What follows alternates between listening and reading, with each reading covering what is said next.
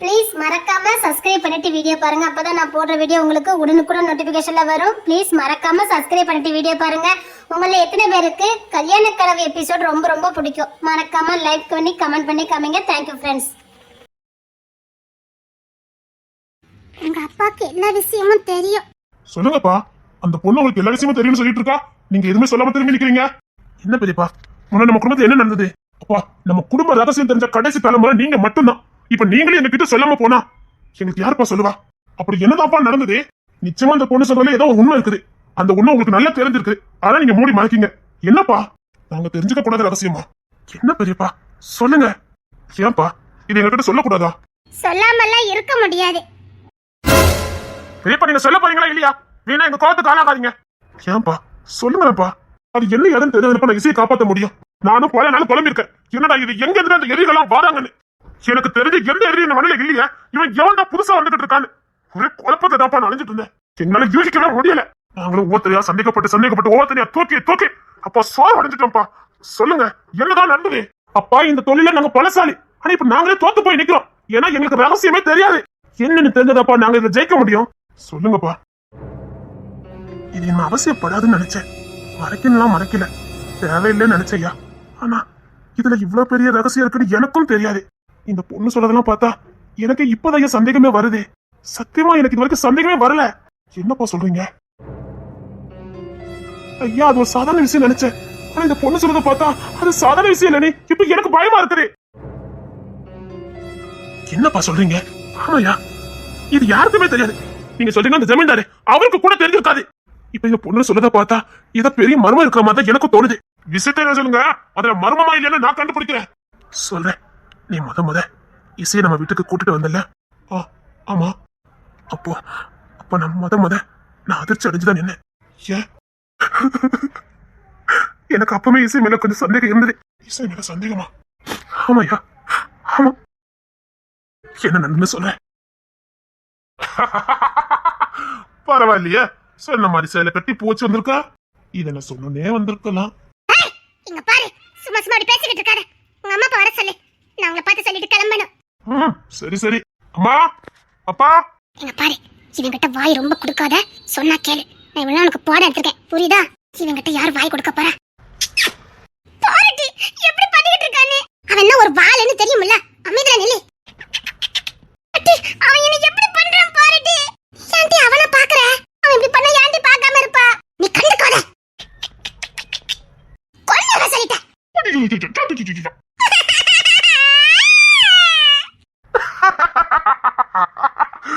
ஏமா, எப்பா? என்னடா? அதாம்மா அந்த பொண்ணு.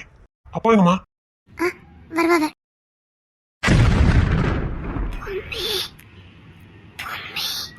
அம்மா, சும்மாதான், ஒண்ணும் பண்ண மாட்டேன்.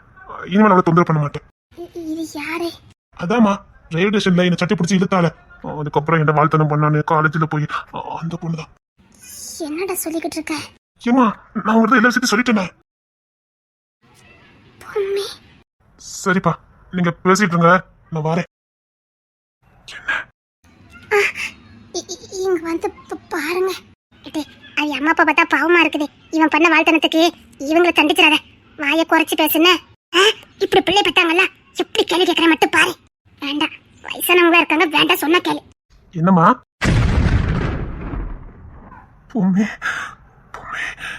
இங்க பாருங்க, உங்க மகனை கொஞ்சம் கண்டிஷன் பண்ணி வைங்க. என்கிட்ட ரொம்ப வாழ்த்தனம் பண்ணிக்கிட்டு இருக்காங்க. இனிமேல் என்ன தொந்தரவு பண்ண வேண்டாம்னு சொல்லுங்க. எனக்கு உங்க மகனை பிடிக்கல. ஒரு பண்ட குரங்கு சட்டை எதுவுமே எனக்கு பிடிக்கல. இல்ல, அவரையே எனக்கு பிடிக்கல. ஒரு பார்த்தா எரிச்சலும் கோவம்னா எனக்கு வருது. என்கிட்ட எல்லாம் மீறி நடந்துக்கிறாரே, ஒரு நல்லதுக்கு இல்ல. நான் போலீஸ் ஸ்டேஷன்ல கம்ப்ளைண்ட் கொடுத்துருவேன். பிடிச்சது மட்டும் சொல்லுங்க. எதுக்கு தானா பேசிக்கிட்டு இருக்க? இங்க பாருங்க, நான் சொல்றது உங்களுக்கு புரியுதா இல்லையா? உள்ள வந்து பேசுமா. உள்ள வாமா. இல்ல பரவாயில்ல. இல்லம்மா, உள்ள வாய. அப்போ நீங்க சத்தம் மட்டும் வைப்பீங்களா? சத்தம் மட்டும் வைக்கிறேம்மா. உள்ள வாமா. சரி, பாட்டிச்சப்பா உள்ள போலாம்.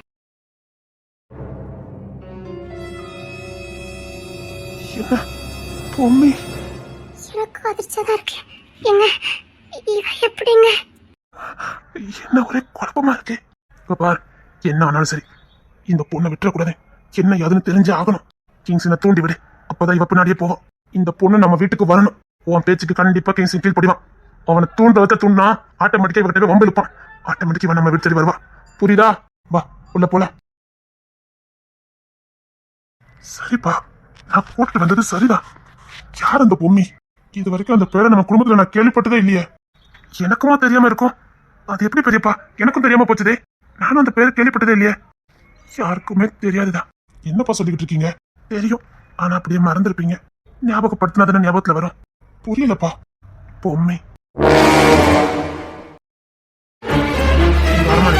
அண்ணன் தம்பி எல்லாரும் ஒன்னா ஒத்துமையா தான் வாழ்ந்துட்டு இருந்தோம். இதான் எங்க பெரிய அண்ணன் சாமுக்கும் கவினுக்கும் அப்பா. வானவர் ராஜா. அவன் பேருக்கு ஏத்த மாதிரி வான் உயர்ந்திருப்பான். ஹைட்டு வெயிட்டு நட உட எல்லாமே பயங்கரமா இருக்கும். அதனாலே அவனுக்கு அந்த பேர் வந்தது. அப்புறம் ரெண்டாவது நான். அப்புறம் என் கடைக்குட்டி தம்பி கிங்ஸின் ராஜா. அவன் பேரை தான் நான் உனக்கு வச்சேன். ஏன்னா வீரத்திலும் வேகத்திலும் அவனை அடிச்சுக்கவே முடியாது. இந்த ஊரே எங்க கண்ட்ரோல் இருந்துன்னா அதுக்கு காரணம் அவன் தான். ரொம்ப துருன்னு வருவான். கொடிகட்டி பிறந்தோம். பணத்திலையும் அரசியல் பலத்திலையும் நாங்க தான் ஓங்கி இருந்தோம். பரம்பரையாவே பணக்காரங்கனால பணத்துக்கு பஞ்சம் இல்லை. அதனாலே என் தம்பி கிங்ஸின் ரொம்ப சேட்டை பண்ணுவான். அவன் வெளிநாட்டுல படிச்சவன். எந்த ஒரு கலாச்சாரம் தெரிஞ்சதோ இல்லையோ அவன் ஃபாரின் கல்ச்சர்ல தான் வளர்ந்தான். ஆனா அவனுக்கு இங்க பிடிக்கும். அவன் அதிக சேட்டை பண்றதுனால தான் பெரிய அண்ணன் அவனுங்க இருக்கவே விடல. இங்க நாங்க ரவுடித்தனம் தாதத்தனம் எல்லாம் பண்ணிக்கிட்டு இருந்தோம். இதை பார்த்து அவனுக்கு எங்களே மாதிரி இங்க பண்ணணும்னு ஆசை வந்துட்டு அதனால அவன் திரும்ப ஃபாரின் போக மாட்டேன்னு சொல்லிட்டான். பெரிய அண்ணனுக்கும் அவனை கண்ட்ரோல் பண்ண தெரியல. அதனால அவன் போக்குல நாங்க விட்டுட்டோம். அதே நேரம் உங்க தாத்தா எங்களை விட்டுட்டு போனாரு. அவனுக்கு வேற யாரும் இல்லை, எங்களை விட்டா. அதனால அவனை நாங்க தான் பிள்ளைய வளர்க்க ஆரம்பிச்சோம். எங்க வீட்டுக்கு வந்த வாழ வந்த பொண்ணுங்களும் அவனை ஒரு குழந்தைனா பார்க்காம பிள்ளையதான் பார்த்தாங்க. குடும்பத்துக்கே செல்ல பிள்ளையா இருந்தான். குறிப்பா எங்க பெரிய அண்ணனுக்கு 3 பசங்க, ஒரு பொண்ணு. மூத்தவன் டேவிட், 2வது சாம், 3வது ஒரு பொண்ணு, 4வது கவின். எனக்கு கல்யாணம் முடிஞ்சு குழந்தை இல்லை. அதனால என் தம்பி கிங்ஸின் தான் நான் குழந்தையா நினைக்க ஆரம்பிச்சேன். என் மனைவியும் அப்படிதான் நினைச்சா. அவனை பிள்ளையா தான் நினைச்சா. கொடகட்டி பிறந்தாலும் எங்க வாழ்க்கையில சந்தோஷத்துக்கு ஒரு குறைவு இல்லை. அண்ணன் தம்பி 3 பேரும் ஒன்னா ஒற்றுமையா தான் இருந்தோம். சாகர வரைக்கும். எங்களுக்கு ஒரே ஒரு தங்கச்சி பொம்மிமா. ஃபாரின்ல படிச்சுட்டு இருந்தா. அவ ரொம்ப படிப்பாளி. சயின்டிஸ்ட் ஆகணும் தான் அவ ஒரே குறிக்கோள். எப்பேற்பட்ட ஃபார்முலாவையும் ஒரே நிமிஷத்தை தீர்த்துருவா. எந்த கணக்கையும் ஒரு நொடியில போட்டு தீர்த்துருவா. அவளுக்கு தெரியாத மேக்ஸே கிடையாது. அவ்வளவு புத்திசாலி. அவளை பார்த்தாலே தெரியும் அவ பயங்கர புத்திசாலின்னு. 3 அண்ணனுக்கு ஒரு தங்கச்சினால நாங்க அவளை ரொம்ப செல்லமா வளர்த்தோம். படிப்பு முடிஞ்சு நான் விஞ்ஞானத்துல சேர போறேன். அதனால அது வரைக்கும் ஊர்ல ஒரு மாசம் வந்து தங்க போறேன்னு சொல்லியிருந்தா. ஊரையே திருவிழா கோலமா மாத்தணும். ஏன்னா எங்க வீட்டு தேவதை எங்க வீட்டுக்கு வராளே. பல வருஷம் வெளிநாட்டிலே படிச்சுட்டு விஞ்ஞானத்திலே இருந்துட்டு முத நம்ம நாட்டுக்கு வந்தா.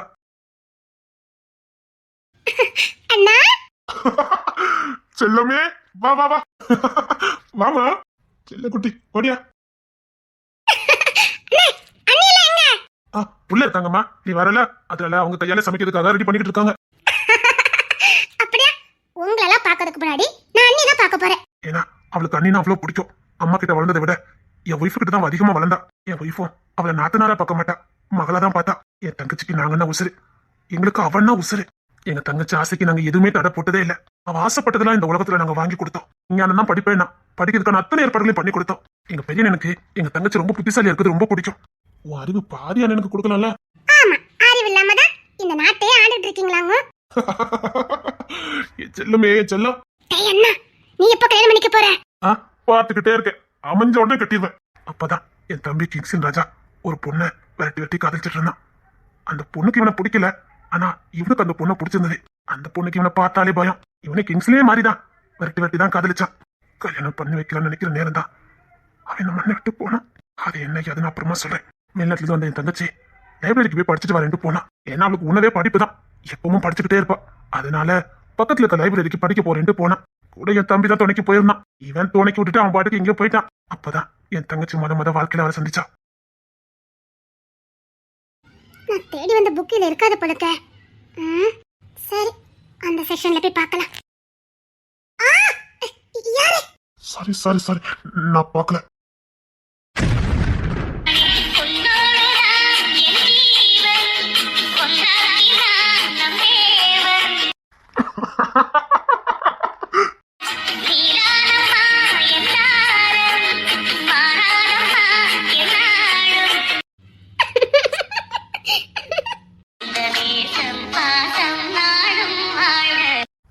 சாரி.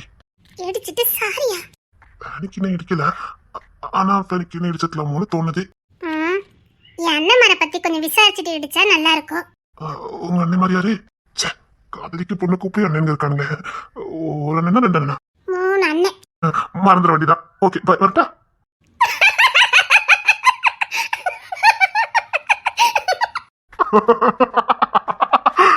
அழகா சிரிக்கிறடி. அதான் தாரணம் ஆகி போச்சா? ஹலோ.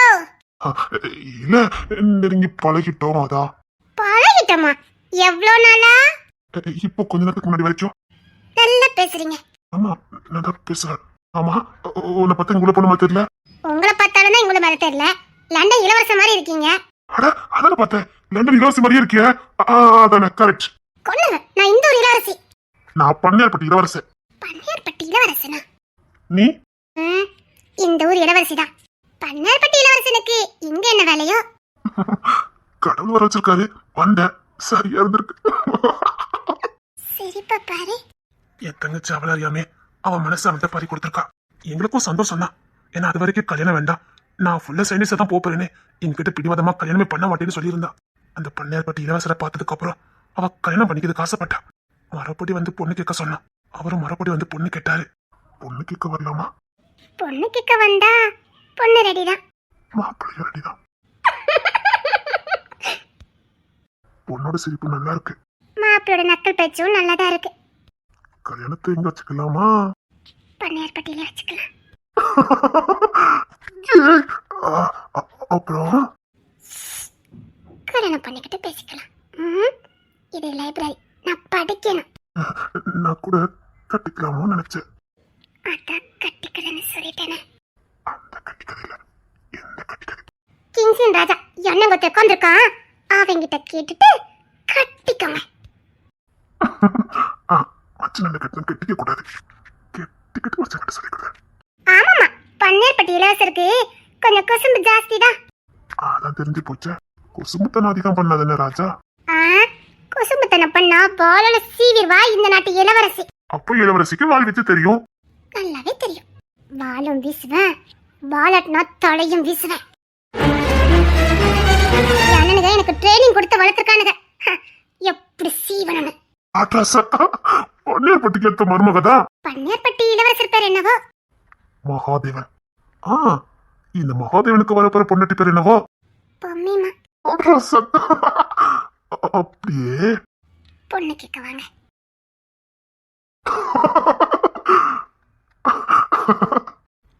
அந்த பன்னியார்பட்டி இளவரசரே அன்னைக்கே எங்க வீட்டுக்கு பொண்ணு கட்டி வந்தாரு. என் தங்கச்சியும் பன்னியார்பட்டி இளவரசர் சேர்த்து பார்க்கும் போதே அவ்வளவு ஜோடி பொறுத்த அழகா இருந்தது. என் தம்பி அண்ணனுக்கு எல்லாருக்குமே மாப்பிள்ளை ரொம்ப பிடிச்சிருந்தது. அவர் பேச்சு நேர்மை எல்லாமே எங்களுக்கு ரொம்ப பிடிச்சிருந்தது. ரொம்ப நேர்மையானவர். இன்னொன்னு என் தங்கச்சி சும்மா சூஸ் பண்ணவே மாட்டான்னு எங்களுக்கு நல்லா தெரியும். அவ பார்த்த உடனே ஒருத்தங்க மனசை கணிக்கக்கூடியவா. அதனாலதான் அவருக்கு அவளை பிடிச்சிருந்ததோ என்னமோ தெரியல. கோலாகலமா கல்யாணத்தை நடத்துக்கு முடிவு பண்ணணும். அப்பதான் மாப்பிள்ளை ஒரு சின்ன கண்டிஷன் போட்டாரு. அதுவும் என் தங்கச்சிக்கு சாதகமா தான் அந்த கண்டிஷனை போட்டாரு. என் தங்கத்தோட நீண்ட நாள் ஆசையே அவ சயின்டிஸ்ட் ஆகணும் தான். அது நிறைவேறதுக்கு அப்புறம் தான் எங்க கல்யாணம்னு சொல்லிட்டாரு. இதுக்கு சம்மதிச்சீங்கன்னா நான் இவளை கல்யாணம் பண்ணிக்கிறது. நான் கிட்டிக்க போற பொண்ணு சயின்டிஸ்ட்னா எனக்கு பெருமை தானே. அவ ஆசைதான் என் விருப்பமும். அது நிறைவேறட்டும், அதுக்கப்புறம் கல்யாணத்தை வச்சுக்கலாம். எங்க அண்ணனுக்கு இதுக்கப்புறம் மாப்பிள்ளைய ரொம்ப பிடிச்சி போச்சு. எங்க தங்கச்சியை இவ்வளவு சந்தோஷமா பாத்துக்கிறது கிடைச்சிட்டாருன்னு அவங்க 2 பேரும் அவ்வளவு உசுறு குசுரா காதலிச்சாங்க. அந்த நேரம் தான் எனக்கும் குழந்தை இல்லாம இருந்தது. அப்ப என் தங்கச்சி ஒரு வார்த்தை விட்டா. அண்ணே, இன்னொரு கண்டிஷன். என்னம்மா? அண்ணே, உன் பையன் செம்பலிங்கத்துக்கு தான் என் பொண்ணு. தங்கச்சி அப்படி சொன்னோன்னு எங்களுக்கு புரியவே இல்லை. அதுக்கு ஓகேனா எனக்கு கல்யாணம், சரியாண்ணா? இப்பமே சொல்லிட்டேன், உன் பையனுக்கு தான் என் பொண்ணு பொண்டாட்டி அப்படின்னா சொல்லி நான் கல்யாணம் பண்ணிக்கிறேன். என்னங்க சரிதானே? ஆமா, உங்க பையன் செம்பலிங்கத்துக்கு தான் என் பொண்ணு. நம்ம இந்த மாதிரி சம்மந்தி நாங்க இப்பவுமே சொல்லிட்டோம். வெத்தில பக்கம் மாத்தியாச்சு. உங்க பையன் செம்பலிங்கத்துக்கு தான் எங்க பொண்ணு. எங்களுக்கு ஒரே குழப்பமா இருந்தது. தங்கச்சி மாப்பிளையும் ஒரே மாதிரி சொன்னாங்க. அந்த நேரம் கிங்ஸின் பிறக்கவே இல்லை. இப்படி சொன்னோன்னே எங்க பெரிய எனக்கு ரொம்ப சந்தோஷம். என் தங்கச்சி வாக்கும் என் தங்கச்சி மாப்பிள்ள வாக்கும் பழிக்கட்டுன்னு எங்க அண்ணனும் அந்த இடத்துல வாக்கு கொடுத்தாரு.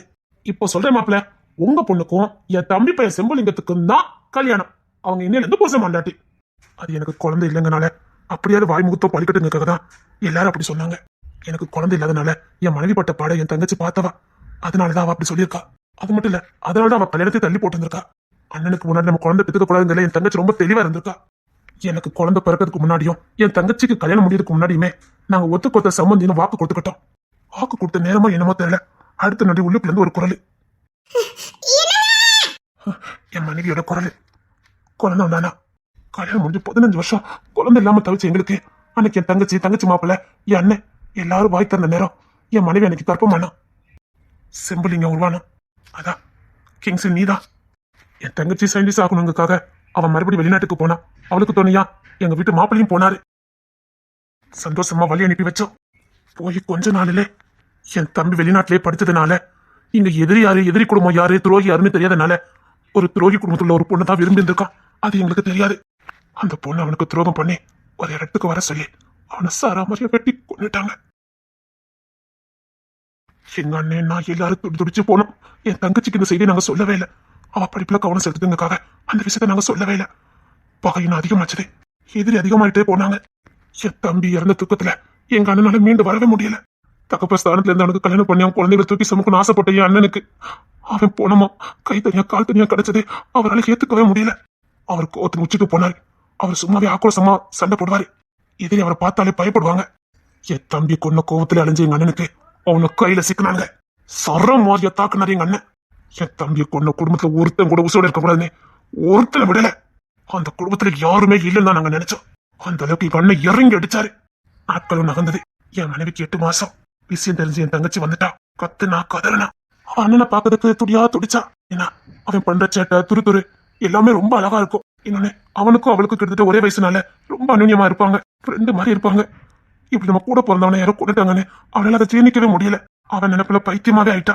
அண்ணேன்னு அப்படியே கத்த ஆரம்பிச்சா அவளை அதுல இருந்து எங்களால மீட்டு கொண்டுட்டு வரவே முடியல அப்பதான் இவன் பிறந்தான் கிங்ஸின் பிறந்தான் அவன் பிறந்த அன்னைக்கு எங்களுக்கு ரொம்ப ஆச்சரியம் அப்படியே எங்க தம்பியை உரிச்சு வச்சு வந்திருந்தான் என் தங்கச்சிக்கு அவ்வளவு சந்தோஷம் தன்னை செத்து போகல தன்னை உசுரோட தான் இருக்கான்னு நம்புனா அன்னில இருந்து அவனை கிங்ஸின்னு கூப்பிட்டதே அவதான் ஆனா கிங்ஸோட உண்மையான பேரு செம்புலிங்க தான் என் தங்கச்சி தான் கிங்ஸின் ராஜான்னு அவளை கூப்பிட்டா அவன் மேல கொல்ல பாசமா இருப்பா தூக்கி வளர்த்தவளே அவதான் கிங்ஸினுக்கு 1 வயசு ஆச்சுது அவன் நடக்கிறது அவன் பண்ற சேட்டை எல்லாமே கொஞ்சம் வினோதமா இருந்தது அப்படியே என் தம்பி பண்ண மாதிரியே இருந்தது எங்க தம்பி தான் மறுபடியும் பிறந்து வந்துட்டானே அதனால நாங்க எல்லாருமே அவனை கிங்ஸின் தான் கூப்பிட்டோம் அதுக்கப்புறம் எங்க அண்ணனுக்கு ரொம்ப நாள் கழிச்சு வயசானதுக்கு அப்புறம் தான் கவின் பிறந்தான் அப்பதான் இந்த துயர சம்பவம் நடந்தது எங்க அண்ணன் எந்த குடும்பத்தை தரமட்டமா அழிச்சான்னு நினைச்சனோ அதுல ஒரு எச்சம் இருந்திருக்கு என் அண்ணன் ஒய்ஃபு என் அண்ணன் மகா அப்புறம் சாம் அப்புறம் கவின் பிறந்தே 40 நாள் இருந்தது கோயிலுக்காக போயிருந்தாங்க என் அண்ணன் அழிச்சதா நினைச்ச குடும்பத்துல ஒரு எச்ச காரோட வச்சு அவங்களை கொளுத்தி விட்டுட்டான் என் அண்ணனும் என் அண்ணியும் பிள்ளைங்களை எப்படியாவது காப்பாத்தணும்னு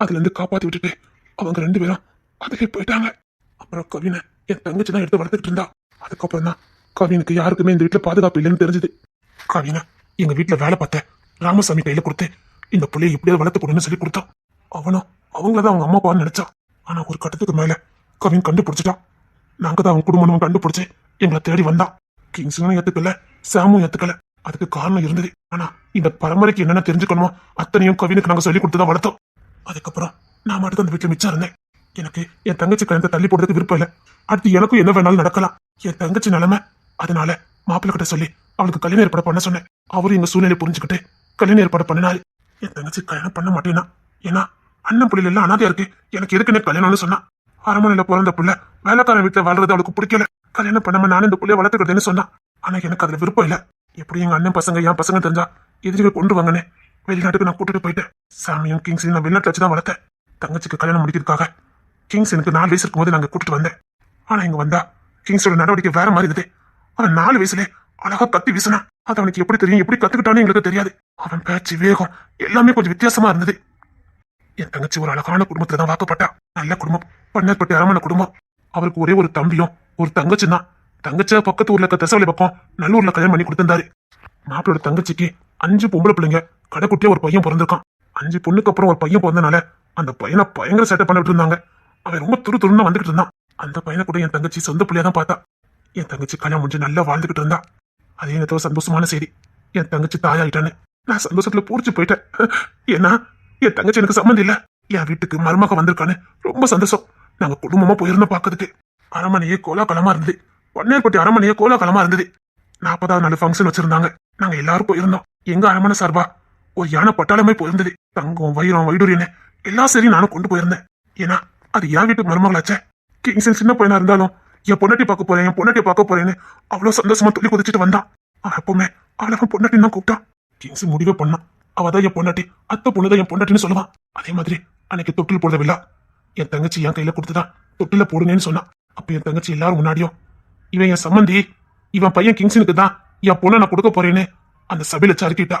இந்த கிங்ஸின் ராஜாக்கு தான் என் பொண்ணுன்னு என் தங்கச்சி வாக்கு கொடுத்தா. இந்த செம்மலிங்கத்துக்கு தான் என் பொண்ணுன்னு என் தங்கச்சி சபையில வச்சு வாக்கு கொடுத்தா. இன்னையில இருந்து என் பொண்ணு இந்த கிங்ஸின் ராஜாக்கு பொண்டாட்டின்னு அவ்வளவு முன்னாடி என் தங்கச்சி வாக்கு கொடுத்தா. நாங்க யாருமே எதிர்பார்க்கல. ஒரு நொடி தாமதிக்காம கிங்ஸன் அவன் கழுத்துல கிடந்த ஒரு தங்கச்சியை எடுத்து அந்த பிறந்த குழந்தை கழுத்துல போட்டு, என் பொண்டாட்டி கழுத்துல நான் இதை போட்டுட்டேன், இவதான் என் பொண்டாட்டி, நான் தாலி கட்டிட்டேன்னு சும்மா விளையாட்டுக்கு சொன்னா என்னன்னு தெரியல. சபையே சிரிச்சது. நான் அதை போட்டுட்டு கம்பீரமா வந்து நின்னான். என்கிட்ட வந்து சொன்னான், அப்ப என் பொண்டாட்டி கழுத்துல நான் செயினை போட்டுட்டேன்னு சொன்னான். எனக்கு அவ்வளவு சந்தோஷமா இருந்தது. என்ன லேட்டா பிறந்த பையன் செல்லம். அது மட்டும் இல்ல, அவ்வளவு முன்னாடி தைரியமா தான் கழுத்துல கண்ட செயின் எடுத்து என் பொண்டாட்டி எல்லாரும் முன்னாடி சொல்லிட்டு வந்தானே, அதை நினைச்சு நான் சந்தோஷப்பட்டுட்டு அடுத்த நொடியே என் மாப்பிளோட தங்கச்சி கோவத்துல யாரை கேட்டு வாக்கு கொடுத்தீங்க அப்படின்னு என் தங்கச்சிட்ட வாக்குவாதம் பண்ண ஆரம்பிச்சிட்டாங்க. 5 பொம்பளை பிள்ளைக்கு அப்புறம் தவறு இருந்து என் பையனை பெற்றிருக்கேன். இந்த 5 பிள்ளைங்களை கல்யாணத்துக்குள்ள என் பையனுக்கு வயசாயிரும். அதனால என்ன செய்வீங்களோ யாரு செய்வீங்களோ எனக்கு தெரியாது. என் அண்ணன் புள்ள எங்க வீட்டுக்கு தான் மருமகளா வரணும்னு அவங்க தங்கச்சி வாக்குவாதம் பண்ண ஆரம்பிச்சிட்டாங்க. சபையில வாக்குவாதம் அதிகமாயிட்டே போச்சுது. அவங்க தங்கச்சி ரொம்ப கத்த ஆரம்பிச்சிட்டு, என் பையனுக்கு தான் உன் பொண்ணை கொடுக்கணும்னு சொல்லி கத்த ஆரம்பிச்சிட்டு. மாப்பிள்ளையும் எவ்வளவோ சொன்னாரு, நான் வாக்கு கொடுத்துட்டேன், கொடுத்த வாக்குல இருந்து நான் ஒரு காலமும் பின்வாங்க மாட்டேன்னு மாப்பிள்ளை ரொம்ப உறுதியா இருந்தாரு. என் தங்கச்சும் அவன் செஞ்ச தப்ப உணர்ந்து, நான் செஞ்ச தப்பு தான், உங்ககிட்ட எல்லாம் கேட்டுட்டு நான் வாக்கு கொடுத்துருக்கணும், ஆனா நான் என் அண்ணனுக்கு வாக்கு கொடுத்துட்டேன், இனி அதுல இருந்து பின்வாங்க முடியாது. என் தங்கச்சி நேரத்துக்கு அவங்க சமாதானப்படுத்துறதுக்காக, அண்ணி இன்னொரு குழந்தை போதுன்னா சத்தியமா உங்க பையனுக்கு தானே அந்த நேரத்துல ரொம்ப ஞானமா அவங்கள சமாதானப்படுத்தினா. ஆனா அவங்க தங்கச்சி சமாதானம் ஆகிற மாதிரி தெரியல. அவங்க அண்ணங்கிட்ட பயங்கரமா கத்திட்டே இருந்தது. நான் இந்த அரண்மனையில பிறந்தவா, என் பையனுக்கு இல்லாத உரிமை யாரோ ஒரு குடும்பத்தில் உள்ளவங்களுக்கு உண்டா அப்படின்னு ஒட்டுமொத்த கோவத்தை எங்க மேல கட்டினாங்க. இதை பார்த்துக்கிட்டே இருந்த கிங்ஸ்லினே என் தங்கச்சி அவளை தூக்கிட்டு ஓட ஆரம்பிச்சிட்டான். நானாப்பா, அவ ஏன் பொண்டாட்டி, எனக்கு மட்டும் தானே, என் தங்கச்சி பொண்ணை தூக்கிட்டு ஓட ஆரம்பிச்சிட்டான். அப்புறம் நான் அதை சமாதானப்படுத்தி அவன்கிட்ட இருந்து குழந்தை வாங்கி வந்து கொடுத்தேன். ஆனா கிங்ஸ் விடவே இல்லை. கோவத்தை உச்சிக்கே போனான். யாரும் இனிமேல் இவர்கிட்ட சொந்த கொண்டாடவே கூடாதுன்னு ஆக்ரோஷமா கத்த ஆரம்பிச்சிட்டான்.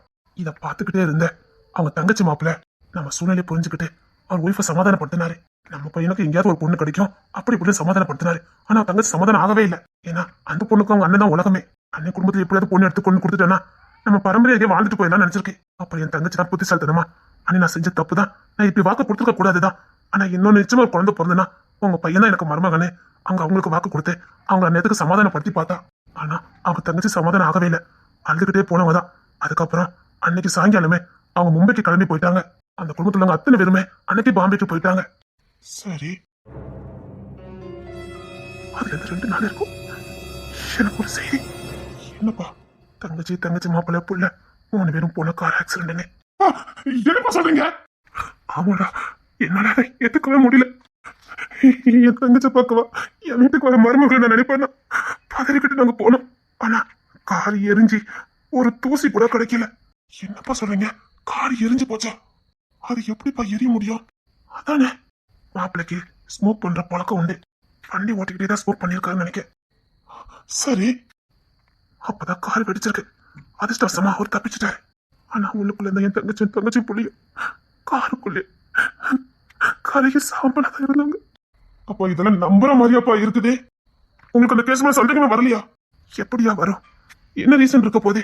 ஸ்மோக் பண்ணாரு, தீ பத்திக்கிட்டேன். அப்பா இது முட்டாள் தரணும் உங்களுக்கு தோணலையா? அப்பா அது யாரோ பொண்ணு இருக்காங்கப்பா. அந்த நேரத்தில் நாங்க யார்கிட்ட சந்தேகப்பட? மாப்பிள்ள குடும்பத்துக்குன்னு எதிரி யாருமே இல்லை. அவங்க தங்கச்சி அன்னைக்கே பாம்பே பார்க்க போயிட்டாங்க. கேள்விப்பட்ட அவங்க தங்கச்சி அங்கேருந்து துடி துடிச்சு ஓடி வந்தது. நான் இப்படி பண்ணிருக்க கூடாது, ஒருவேளை நான் வயிறு எரிஞ்சு போனனால இப்படி ஆகி போச்சானே. அது கத்துன கத்து வழியும் கதற வழியும் இன்னும் என் காதுல கேட்டுக்கிட்டு தான் இருக்குது. அந்த பொம்பளை அதுக்கப்புறம் பித்து பிடிச்ச மாதிரி ஆகி போச்சுது. உண்மைதான், அந்த இடத்துல இந்த பொண்ணு சுயநிலவை இழந்து போச்சுது. தன்னால தன்னை குடும்பத்தையே இழந்துட்டானேன்னு ஏதோ ஒரு குற்ற உணர்ச்சில அது பித்து பிடிச்ச மாதிரி ஆகி போச்சுது. அந்த அழிப்பும் அப்படிதான் இருக்குதான் நான் கேள்விப்பட்டேன். அப்படி இருக்கும்போது அவங்க பண்ணதுக்கு வாய்ப்பே இல்லடா. அப்போ நான் பொண்டாட்டி நினைச்சவா இறந்துட்டாளப்பா. ஆமாடா, நான் அப்படிதான் நினைச்சேன். ஆனா நான் ஈஸியா மத நாள் பார்த்து நினைக்க அவளை நான் பார்த்து திரும்பினேன். என்னப்பா? ஆமாடா, நீ கூட்டு வந்த அன்னைக்கு உள்ள வாமான்னு சொல்லிட்டு நான் பின்னாடி நின்னுகிட்டு இருந்தேன். அவா ஜபா நீ முன்னாடி போன்னு சொன்னா. சரி, ஜபாவும் முன்னாடி போனா. என் பொம்மிமா மாதிரியே கலந்து பொண்ணு அச்சப்படலாம இருக்கா? எப்படி? என் தங்கச்சி மாதிரியே இருக்குது.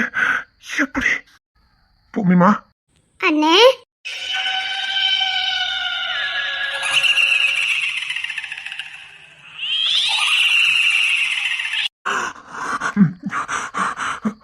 பொம்மிமா, அண்ணே,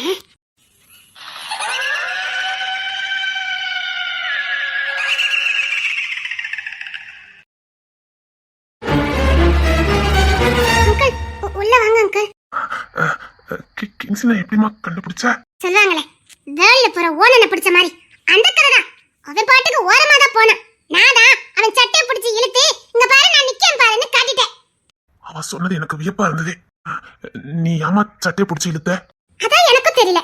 நான் எதுக்கு பிடிச்சி இழுத்தேன்? நான் இழுத்துக்கு வாய்ப்பே இல்ல பாத்துக்கங்க. எல்லாம் என் நேரம்.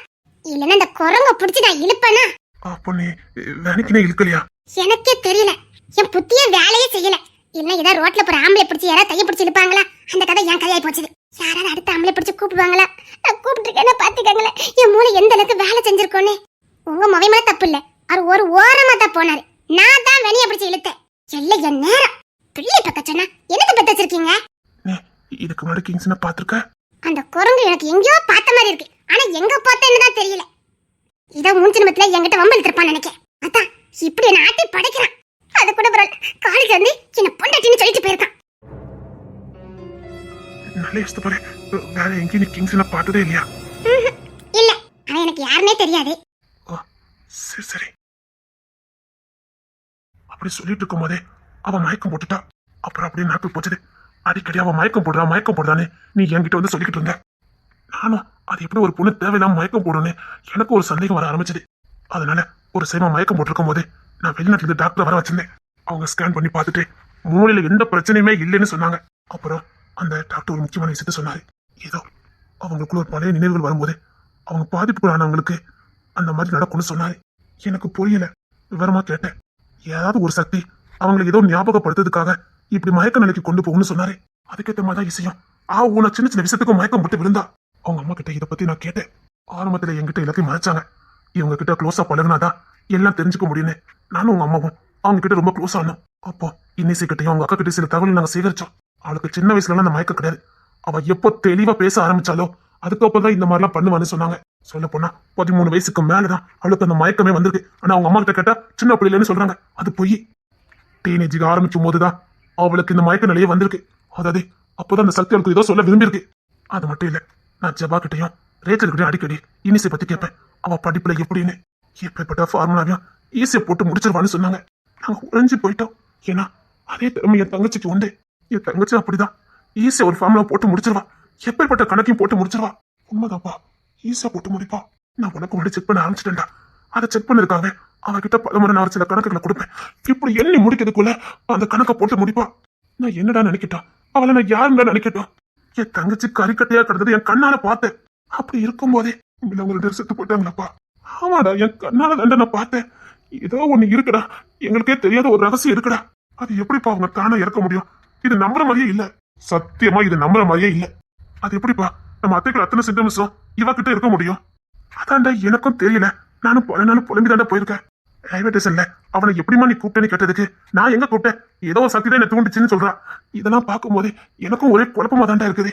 அப்படின்னா அத்தை மரணத்துல நிச்சயமா ஏதோ ஒரு ரகசியம் இருக்குது. கண்டிப்பா ரகசியம் இருக்குது. அப்பா, அத்தை இறந்து எவ்வளவு நாட்கள் ஆகுது? 20 வருஷம் முடிஞ்சு போச்சுடா. இசைக்கு இப்போதப்பா 4 மாசத்துக்கு முன்னாடி 20 வயசு முடிஞ்சது. எப்படி உனக்கு அது தெரியும்? அப்பா, இப்போதப்பா எனக்கு ஒரு விஷயம் புரியுது. என்னடா என்னடா நான் அவளுக்கு பிரம்மாண்டமா பிறந்தநாள் ஏற்பாடு பண்ணேன். உங்களுக்கு ஞாபகம் இருக்கா? என் காதல ஊருக்கே தெரியப்படுத்துறதுக்காக அந்த பிறந்தநாளை ரொம்ப கிராண்டா வைக்கணுங்கிறதுக்காக எல்லா ஏற்பாடு பண்ணியிருந்தேன். ஆமா, அதான் ஸ்டாப் பண்ணிட்டியா? ஐயோ, அப்போ அதை ஸ்டாப் பண்ண வச்சதே அவதான். என்னடா வளர்ற? அப்புறம் நான் செத்து வேணும் சொன்னான். இப்பதான் எனக்கு ஒரு விஷயம் புரியுது. அவ பிறந்தநாளை கொண்டாடவே மாட்டா. என்னடா ஒரே குழப்பமா இருக்குது. அப்பா, அத்தை இறந்த நாள் இன்னைக்கு 2000 வருஷம் முடிஞ்சிட்டு அது மட்டும் ஞாபகத்துல இருக்குது. நான் அந்த நாளை ஞாபகம் வைக்க கூடாதுன்னு இன்னும் நினைக்காம இருந்துட்டேன்டா. சாமனே, 20 வருஷத்துக்கு முன்னாடி ஆக்சிடென்ட், கார் எரிப்பு, அந்த பேப்பர் எது கிடைச்சாலும் அவ்வளவு எடுத்துட சொல்லி அவ்வளவு பேருக்கு உத்தரவு கொடுங்கண்ணே. சரிடா. அன்னைக்கு சுத்தி மத்தி என்ன நடந்தது, எங்க திருவிழா நடந்தது எல்லாத்தையும் கண்காணிங்கண்ணே. சரிடா. அதே போல என் தங்கச்சியே மாதிரி இருக்கிற ஒரு பொண்ணு அந்த தங்க வயசுல பிறந்திருக்க முடியும். அப்ப மறுபடியும் கேட்கிறேன், அத்தை கூட அந்த குழந்தை இறந்து போச்சுதா? டேய், உருவம் கிடைக்கல, சாம்பல் தாண்டா கிடைச்சது. ஆனா அம்மாவும் பொண்ணு எரியத மாப்பிள்ள கண்ணால பாத்துருக்காரு. என்னப்பா சொல்றீங்க? மாப்பிள்ள சொல்ல வச்சுதாண்டா எங்களுக்கே தெரியும். அவங்க 2 எரியதை ஒரு கண்ணால பாத்துருக்காரு. என்ன ஒரே குழப்பமாவே இருக்குது. என்ன இவ்வளவு குழப்பமா இருக்குது? அது சரி, அத்தை யாராவது உன் சைட விரும்பினாங்களா? அவன் வெளிநாட்டிலே படிச்சவா. வந்தது என்னமோ கொஞ்ச நாள் தான். அந்த வந்த நாள்லே மாப்பிள்ளைய பார்த்தா பிடிச்சிருந்தது, கல்யாணம் பண்ணிக்கிட்டாடா. இல்லப்பா, அத்தை யாரோ ஒன் சைடா விரும்பியிருக்காங்க. நீ என்னடா சொல்லிக்கிட்டு இருக்க? இல்லனே, அத்தை யாரோ ஒன் சைடா விரும்பியிருக்காங்க. ஒன்னு அத்தைய விரும்பி இருக்கணும், அத்தை சொத்து மேல ஆசைப்பட்டு போனேன். இல்லன்னா ஏதோ வலுவான காரணம் இருக்குது. அது அத்தைக்கும் தெரிஞ்சிருக்கணும். அத்தை நம்ம கிட்ட மூடி மறைச்சிருக்காங்க. என்னடா சொல்ற? என் தங்கச்சி எங்க கிட்ட எதுவுமே மறைக்க மாட்டா. அவன் ஓபன் டைப்பா, எல்லாத்தையும் ஓப்பனா பேசக்கூடியவா. அப்பா அப்படிலாம் யாரும் சொல்ல முடியாதுப்பா. எல்லாருக்குள்ள ஒரு மறைவான ரகசியம் இருக்கதான் செய்யும். கிங்ஸ் சொல்றத வச்சு பார்க்கும்போதே இசை அடிக்கடி ஒரு வார்த்தையை சொல்லுவா. என்ன சொல்லுவா? அவ ஒரு கொள்கை வச்சிருந்தா, என்ன உசுருக்கு உசுரா காதலிச்சு எனக்காக உசுரை கொடுக்கறவங்கள தான் நான் விரும்பி கல்யாணம் பண்ணிக்குவேன்னு அடிக்கடி ஒரு வார்த்தையை சொல்லி அந்த கொள்கையை சுத்திக்கிட்டு தான் அலைஞ்சா. அதுக்கு ரொம்ப நாளா எங்களுக்கு அர்த்தம் புரியாம இருந்தது. அதனால நானும் ஒரு நாள் ஜெபம் அவகிட்ட கேட்டோம். காதல சொல்லதுக்கு துப்பலாதவன் காதலிக்க கூடாது. அத மனசுலயே வச்சுக்கிட்டு போற இடத்துலயும் வார இடத்துலயும் ஓரமா நின்னு காமத்தோட பாக்குற இவனையும் இவளுக்கு பிடிக்காது. நீ என்ன சொல்ற? அப்படி பாக்குறவங்கள இவளுக்கு பிடிக்காதுன்னு எங்க கிட்ட ஒயாம சொல்லுவா. அப்படி யாராவது அவளை பாப்பாங்களா? அதுதானே நாங்க நக்கல் பண்ணி சிரிப்போம். அப்படிதான் உன்னை யாருமே பார்க்கலையே, அப்புறம் எதுக்கு இந்த கொழுகுன்னு அவகிட்ட நாங்க கேட்போம். பார்த்ததுனால தானே நான் இந்த நிலைமைக்கு ஆளானேன் அப்படின்னு சொல்லியிருக்கா. நீ என்ன சொல்லிட்டு இருக்க? அவ எதுக்கு அப்படி சொன்னான்னு எங்களுக்கு தெரியாது, ஆனா இப்படி சொல்லியிருக்கா. அப்பா நிச்சயமா அத்தோட சாவல ஏதோ ஒரு பெரிய மர்மம் இருக்குது. அதனாலதான் அவங்க ஆத்மா சாந்தி இடமே இருக்கலாம். அப்போ அந்த பண்ணைப்பட்டில் இருக்க அரண்மனை நமக்குள்ள அரண்மனை தான். தங்கச்சிக்கு சீதனமா நாங்க கொடுத்திருந்தோம். அங்க வச்சுதான் பேய் சுட்டு விழா எல்லாம் நடந்தது. தங்கச்சி ஊர்லயே அரண்மனை கட்டி கொடுக்கணுங்கிறதுக்காக தான் அந்த இடத்த விலைக்கு வாங்கி ஏக்கர் கணக்கில் இடத்தெல்லாம் வாங்கி அந்த அரண்மனையை தங்கச்சிக்காக நாங்க கட்டி கொடுத்தோம். மாப்பிள்ள அவன் ஞாபகத்துமா இருக்கும் போதெல்லாம் இங்க வந்துட்டு தான் போவாரு.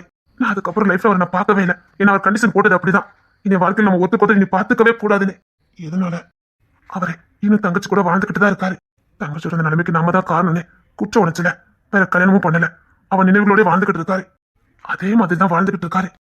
அடிக்கடி வருஷத்துக்கு ஒரு திருப்பங்க வருவாருன்னு கேள்விப்பட்டிருக்கேன்.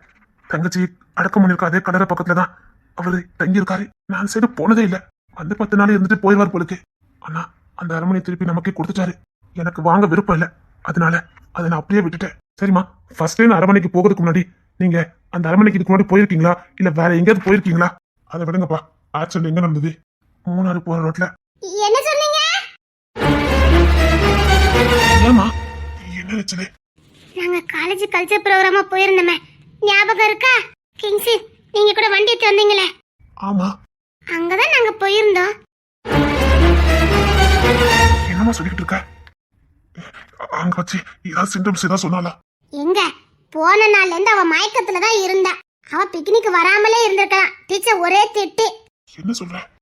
ஆமா, நாங்க கூட அந்த இடம் ஒத்துக்காம தான் மயக்கத்துல இருக்கான்னு நினைச்சுக்கிட்டா. ஆனா அவ நிறைய உளறிக்கிட்டே இருந்தா. செபாதான் பக்கத்துல படுத்திருந்தா. அவளுக்கு பயம், அதனால என்ன தூங்க வச்சுட்டு அவ ஓடிட்டா. அப்போ இசை நிறைய உளறுனா. எனக்கு பயம் இல்லாதனால அவ என்ன சொல்றான்னு காது கொடுத்து கேட்டு சிரிச்சுக்கிட்டு இருந்தேன். ஆனா எனக்கு இப்ப அவ எதெல்லாம் பேசினான்னு ஞாபகத்துல இல்லையே. ப்ளீஸ் ஏதாவது சொல்லிருப்பா. ஏதாவது யோசிச்சு பாரு. ப்ளீஸ் ஏதாவது ஒவ்வொரு வார்த்தையாவது யோசித்து பாரு. ஏதாவது சொல்லிருப்பால. இசையும் ஈழக்கலையும் இவங்க என் கூட பிறந்தவங்களே இல்லைன்னு சொன்னான். அது வரும்போது அவங்க அக்காலும் உங்க தங்கச்சி அவகிட்ட சண்டை போட்டாங்க. அதனால அப்படி சொன்னான்னு நினைச்சுக்கிட்டேன். அப்பா என்னப்பா இது ஒரே குழப்பமா இருக்குது. இவளுக்கும் நம்ம குடும்பத்துக்கு என்னப்பா சம்மந்தம் இருக்க போகுது? நீங்க என்ன பொம்மிங்க, அவங்க என்ன மர்மமான முறையில இறந்துருக்காங்க. இது எதுவுமே தெரியாது. இந்த பொண்ணு வேற, இதுல வேற அத்தை பொண்ணுக்கு என்ன பேசி முடிச்சிருக்கீங்க. இதெல்லாம் என்னப்பா? நீ ஒரு வார்த்தை சொன்ன ஞாபகம் இருக்கா? என்னன்னு? இந்த வாயாடி எப்படிதான் உனக்கு பிடிச்சதுன்னு நான் கேட்டேன். ஞாபகம் இருக்கா? தெரியலண்ணே. பார்த்தோன்னே வந்து என் பொண்டாட்டின்னு தோணுச்சுது. அதான் நீ அத்தை பொண்ணையும் பொண்டாட்டின்னு தானே கூப்பிட்டுருக்க. நீ இசைய மத பொண்டாட்டின்னு தானே கூப்பிட்டேன்னு. ஆமாடா, நீ எங்கிட்ட இன்வெஸ்ட் பண்ணி வைக்கும் போது கூட அவளை பொண்டாட்டின்னு தானே சொன்ன. என்னப்பா நான் ஏன் அப்படி சொல்லியிருக்கேன்? உனக்கு அவளை பார்த்த உடனே இவதானு தோணிருக்குல்ல. இது வரைக்கும் எந்த பொம்பளையும் நீ எடுத்து பார்த்திருக்கா? இல்ல உனக்கு பார்க்கதான் பிடிச்சதா? உன் குடும்பத்தினமும் உன் சேட்டையும் உலகம் எத்தனை பெண்கள் பொண்ணு பிடிச்சது? நம்ம சர்ச்சைக்கு போகும்போது எத்தனை பொண்ணுங்க உடனே இன்வெஸ்ட் பண்ணாங்க. நீ எந்த பொண்ணையும் எடுத்து பார்த்தா? டேய் உண்மை சொல்லு, அத்தை பொண்ணுக்கும் உனக்கு நான் கல்யாணம் ஏற்பாடு பண்ணியிருந்தேன். நீ எதுக்கு வேண்டான்னு சொன்ன? அது தூரம் தான். ஆனா நாங்க அது எங்க குடும்பம்னு சொல்லிக்கிடுவோம். இல்ல, அது எங்க குடும்பத்தை பத்தி யாரும் சரியா தெரிஞ்சுக்க கூடாதுங்கிறதுக்காக குழப்பத்தை உண்டு பண்ணதுக்காக நாங்க பண்ணது. அவங்க எங்க குடும்பம்லாம் கிடையாது. எனக்கு பிடிக்கலப்பா. அப்ப கல்யாணத்தை நிப்பாட்டினது நான்தான் நினைச்சேன்டா. இந்த கல்யாணத்தை நிப்பாட்டினது நீனாதான் இருக்கும்னு எனக்கு தெரியும். எனக்கு ஏற்கனவே கல்யாணம் முடிஞ்ச மாதிரி ஒரு ஃபீல் இருந்ததுப்பா. அது மட்டும் இல்ல, அவளை என் மனைவியை என்னால ஏத்துக்கவே முடியல. அது வரைக்கும் விளையாட்டா தான் இருந்தேன். ஆனா நேரம் நெருங்க அதை என்னால ஏத்துக்கவே முடியலப்பா. அதான் அங்க இது சரி என்னமோ இருக்குது. ஆனா எப்படி இந்த மர்மத்தை நம்ம கண்டுபிடிக்க போறோம்? பேசாம இசை அம்மா பிடிச்சி 4 கேள்வி கேட்டா என்ன? அவங்க அம்மா ஒழுங்கா தானே இருந்தாங்க. திடீர்னு எதுக்குடா உன்கிட்ட வம்பு இருக்கணும்? அதான் எனக்கும் தெரியல. அவங்க அம்மா எப்பவுமே அப்படிதான். ஒரு நேரம் அப்படி இருப்பாங்க, ஒரு நேரம் இப்படி இருப்பாங்க. இல்லடா, ஏதோ ஒரு காரணம் இருக்குது. சரி, நான் போய் மாமாவை பார்த்து பேசிட்டு வரேன். டேய், அவர் உன்னை பார்க்க மாட்டாருடா. ஏன்பா? நீ அவருக்கு மருமகனா ஆக வேண்டியவன். உன்னை இப்படி பார்த்தாருன்னா அவர் மனசு எவ்வளவு வேதனைப்படும்டா. அவர் பொண்ணு உனக்கு கல்யாணம் பண்ணி கொடுத்து நீங்க சந்தோஷமா வாழ்றத அவர் பார்க்கணும்னு ஆசைப்பட்டவர். உன்னை மாப்பிள்ளன்னு தூக்கி வச்சு கொஞ்சினவர். இப்ப அவர் புள்ள இல்லாம ஒண்ணு மட்டும் பார்த்தா அவருக்கு எப்படிடா இருக்கும்? அப்பா, நான் உறவை புதுப்பிக்கிறதுக்காக போகல. அவர்கிட்ட நான் விசாரிக்கணும். அது மட்டும் இல்ல, அவர் ஆபத்துல இருக்காரு. ஒரு குடும்பமே உட்காந்து மிரட்டிட்டு இருக்கு. அந்த குடும்பம் யாரு நம்ம கண்டுபிடிக்கணும். அந்த குடும்பத்துக்கும் அப்பா, மாமாக்கு ஒரு தம்பின்னு அது நம்ம மறந்துட்டோமே. அப்பா, மாமாக்கு தம்பி இருக்குன்னு சொன்னீங்க. ஆமாடா, அவன் ஒரு ஊதாரி தான்டா. என்ன சொல்லிட்டு இருக்கீங்க? மாப்பிள்ளைக்கு கல்யாணம் பண்ணும்போது அவன் ஊதாரியா தான் சுத்திக்கிட்டு இருந்தான். கோடிக்கணக்கான சொத்தா குடிச்சு அடிச்சு பொம்பளை சுத்த ரொம்ப வீக்கானவன். அப்புறம் அண்ணனுக்கு கல்யாணம் முடிஞ்சனே மாப்பிள்ளை தண்டா அவனுக்கு ஒரு பொண்ணை பார்த்து வச்சு கல்யாணம் பண்ணி வச்சாரு. ஆனா அவன் அதுக்கப்புறம் அவன் பொண்ணு பிள்ளை பாத்துக்கிட்டு அவன் பாட்டுல வாழ்ந்துட்டு இருந்தான். ஆனா மாப்பிள்ளைக்கு முன்னாடி அவனுக்கு குழந்தை பிறந்துட்டு, தங்கச்சிக்கு கொஞ்சம் லேட்டா பிறந்தது. ரொம்பலாம் இல்ல, ஒரு வருஷம் முன்ன கூட இருக்கும். ஒரு வருஷத்துக்கு முன்னாடி அவனுக்கு குழந்தை பிறந்துட்டுடா. அவன் லைஃப் தான் பாத்துக்கிட்டு இருந்தான். அவன் இருந்தது எங்க இருந்தான்? அதே அரண்மனையில தான். அவங்க ராஜவம்சம் தானே, அதே அரண்மனை. ஆமாடா. இப்ப அவன் எங்க இருக்கான் தெரியலடா. எனக்கு இப்ப மாப்பிள்ளை குடும்பத்தை பத்தி எதுவுமே எனக்கு தெரியாதுடா. என்ன கல்லனே அவன் தான். சரிப்பா, அத்தோட நாத்தனாரே பித்து பிடிச்சு போயிருக்காங்கன்னு சொன்னீங்களே. ஆமாடா. அகஸ்டின் அம்மா தானே? அது யாருடா? அப்பா, அவன் இங்கதான் சுத்திக்கிட்டு இருக்கான். அப்போ அவனையும் கொல்ல பார்த்திருக்கு. அப்பா, அவனை எதுக்கப்பா கொல்ல பார்க்கணும்? அவனுக்கும் அத்தை பொண்ணுக்கும் பேச முடிக்கல, எனக்கும் அத்தை பொண்ணுக்கு தானே பேசி முடிச்சாங்க. அந்த குடும்பத்துக்கு கூட பார்க்கணும். என்னப்பா ஒரே குழப்பமா இருக்குது. அவனை எதுக்குப்பா கொல்ல பாக்குறாங்க? யாருப்பா அவனை கொல்ல பாக்குறாங்க? நிச்சயமா சொல்றேன்ப்பா, அத்தை குடும்பத்துல இருக்க யாரோ ஒருத்ததான் இந்த மாதிரி வேலையெல்லாம் பார்த்துட்டு இருக்காங்க. ஏன்னா அகஸ்டினும் அந்த குடும்பத்தை சேர்ந்தவன் தான். அதனாலதான் அவனை கொல்ல பார்த்திருக்காங்க. சத்தியமா நம்ம குடும்பத்துக்காரங்க இல்ல, நிச்சயமா இது அத்தை குடும்பத்துக்காரங்க தான். அகஸ்டினை எதுக்கு கொல்ல பார்க்கணும்? என்ன ஒரே பருவமா இருக்குது. அகஸ்டினை கொல்றதுக்கு அந்த குடும்பத்துல என்ன இருக்குது? அவனுக்கும் சொத்துக்கும் எந்த சம்பந்தமும் இல்ல. அவன் தனியா வாழ்ந்துகிட்டு இருக்கான். அத்தை பொண்ணுக்கும் அவனுக்கும் பேச முடிக்கல, சமரசமாகி போயிட்டாங்க. அது மட்டும் இல்ல, நம்மளால அண்ணன் வாழ்க்கை போச்சுன்னு அகஸ்டின் அம்மாவுக்கு நல்லா தெரிஞ்சிருக்கு. இதை பார்த்து வந்த பிள்ளைங்க கண்டிப்பா புரிஞ்சுதான் நடந்திருப்பாங்க. உண்மையிலேயே அகஸ்டின் கோத்துல இருந்தா அவன் மாமாவை தான் இதை பண்ண நினைச்சிருப்பான். அவன் தான் எட்டி கூட பார்க்க போமா இருக்கானே. அப்போ அகஸ்டினை எதுக்கு அந்த குடும்பத்தளத்துல ஒரு ஆளை கொல்ல பார்க்கணும்? அப்போ அகஸ்டினுக்கும் அந்த குடும்பத்துக்கு என்ன சம்பந்தம் இருக்குது? என்ன ஒரே மர்மமாவே இருக்குது. அகஸ்டினை எதுக்கு கொல்ல பார்க்கணும்? அவங்கிட்ட இப்ப நம்ம ஏதாவது கேட்ட கூட அவன் ஒழுங்கா பதில் கூட சொல்ல மாட்டேனேடா. அவனுக்கு அவங்க அம்மாவில் இடத்துல பிடிக்காதுன்னு நான் கேள்விப்பட்டேன். அவன் இந்த குடும்பத்துக்குள்ளே வரலையே. உண்மையிலே ஒரு பொண்ணு தான் வந்து மிரட்டினாளா? பொண்ணு இல்லவா, பொறுக்கி பொம்பளை. அவதான் என்ன மிரட்டினா. ஏப்பா, அரண்மனையில வேற யாருப்பா இருந்தா? எனக்கு எதுவும் ஞாபகத்துல இல்லையடா. சரிப்பா, சித்தப்பா பொண்ணது யாருப்பா? அதுவும் ஒரு பொண்ணு தாண்டா. அவன் காதலிச்ச பொண்ணு தாண்டா. எனக்கு சித்தப்பா காதலை பத்தி தெரிஞ்சே ஆகணும். சித்தப்பா அந்த பொண்ணை உசு குசுலா விரும்பியிருக்காரு, அதனால நம்பி போயிருக்காரு. அப்ப எந்த அளவுக்கு விரும்பி இருக்கானா? அப்ப ரெண்டுமே விரும்பி இருக்காங்க. அந்த பொண்ணை யாரோ மைண்ட் பண்ணி தான் அந்த வேலையை பார்க்க வச்சிருக்காங்க. எனக்கு அந்த குடும்பத்தை பத்தி தெரிஞ்சாகணும், சித்தப்பா காதலை பத்தி எனக்கு தெரிஞ்சாகணும். பொண்ணு விடாம என்கிட்ட சொல்லுங்க, சித்தப்பா லவ் பண்ண பொண்ணு யாரு? எதுக்காக அந்த பொண்ணு சித்தப்பா கொன்னா? ஏன் உங்களுக்கு அந்த குடும்பத்துக்கு ஏற்கனவே பகை இருந்ததா? இப்ப அந்த பொண்ணு உசோட இருக்குதா? எல்லா விவரமும் எனக்கு வேணும். அது மட்டும் இல்ல, பெரியப்பா பெரியம்மா இவங்களுக்குள்ள பார்த்தது யாரு? இப்படி எல்லா ரகசியத்தையும் நீங்க மட்டும் வச்சுட்டு எங்களுக்கு யுத்தத்துக்கு அனுப்புனா நாங்க என்னப்பா பண்ண முடியும்? சொன்னா நீங்க தாங்கிக்கிட மாட்டீங்கடா. அதனால எல்லாத்தையும் மூட்டை கட்டி நான் ஓரமா ஒதுங்கிட்டேன். பரவாயில்ல, எல்லா ரகசியத்தையும் போட்டு உடைங்க.